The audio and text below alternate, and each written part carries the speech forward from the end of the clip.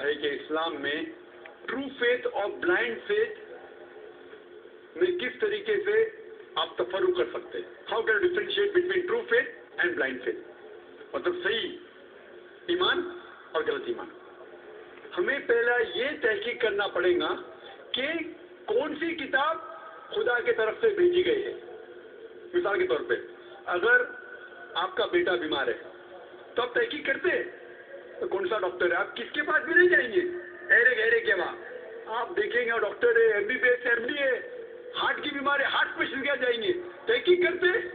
फिर जब मुकम्मल तहकीक करते फिर आप उसकी बात मानते, फिर आप हर बात देखते रहे क्या दवा दे रहे, वो जो दवा देता है आंख बंद करके खाते, उसे ब्लाइंड फेथ नहीं कहते।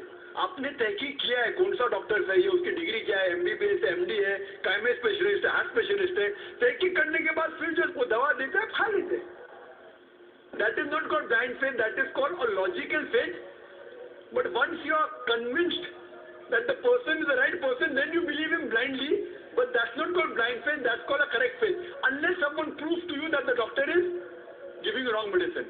अगर दूसरा डॉक्टर बोलता है कि वो डॉक्टर जो आपको दवा दिया है आप समझते हो वो एमडी है, लेकिन ये दवा लेटेस्ट रिसर्च में लिखा गया है कि वो जहरीली है, फिर आप नहीं खाएंगे।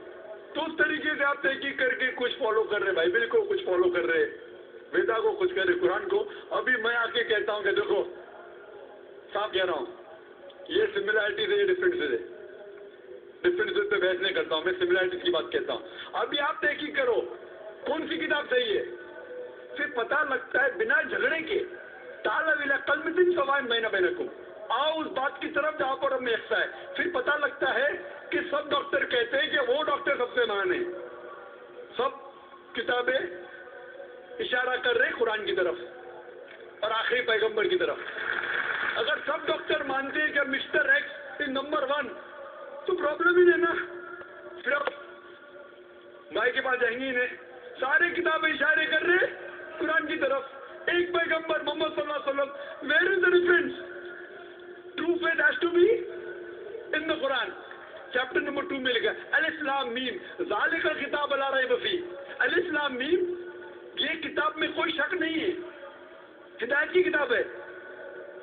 और इसमें जो लिखा हुआ है ब्लाइंड फेथ, इसमें लिखा है कि ईमान बिल गैब, ईमान जो चीज आप नहीं देखी उसमें ईमान लाना, ये भी लॉजिकल है।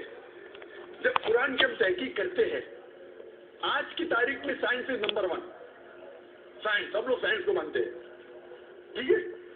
अभी हम जब साइंस के जरिए कुरान की तहकीक करने जाते हैं तो पता लगता है कि तकरीबन 80% जो कुरान कह रहा है 100% 100% सही है, बाकी 20% एम्बिगुअस, अननोन, हमें पता नहीं सही के गलत, ये भी नहीं पता कि सही है, ये भी नहीं पता कि गलत है, एम्बिगुअस। लेकिन मेरी लॉजिक कहती है कि अगर 80% 100% है और बाकी 20% में से 1% भी 0.1% भी गलत नहीं है, तो मेरी लॉजिक कहती है इंशाअल्लाह ये 20% भी सही रहेंगी। कुरान में बिग बैंग का जिक्र है, ज्योग्राफी का, एम्ब्रियोलॉजी का, बायोलॉजी का, तकरीर कर सकते, लेकिन साइंस ये नहीं जानती कि जन्नत या जहन्नम है क्या। साइंस सोल के बारे में नहीं जानती, आखिरत के बारे में नहीं जानती, साइंस ये भी नहीं साबित कर सकती कि जन्नत है कि नहीं, एम्बिगुअस, दोज़ख है कि नहीं।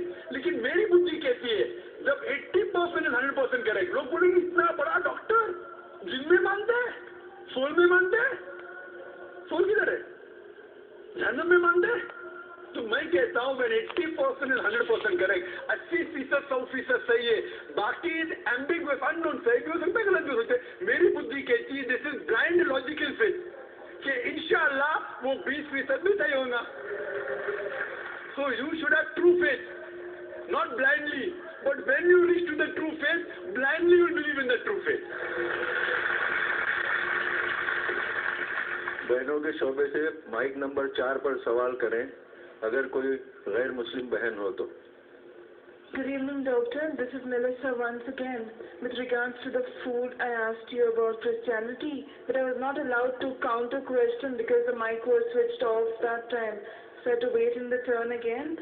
It says in Mark 7 and verse 19 that Jesus said all food are fit to be eaten. So I want you to help me out with that. Mark 7 verse 19. Sister quoted Mark 7 verse 19. Yeah. Verse number 19. Because it entered not into his heart, but into his belly, and goeth out into the drain, thereby purging out meats. Purging all meats. Where is it mentioned? That all food are fit to be eaten. Where is it mentioned? I've got the Bible. Which version are you referring to, sister? Good News, New Testament.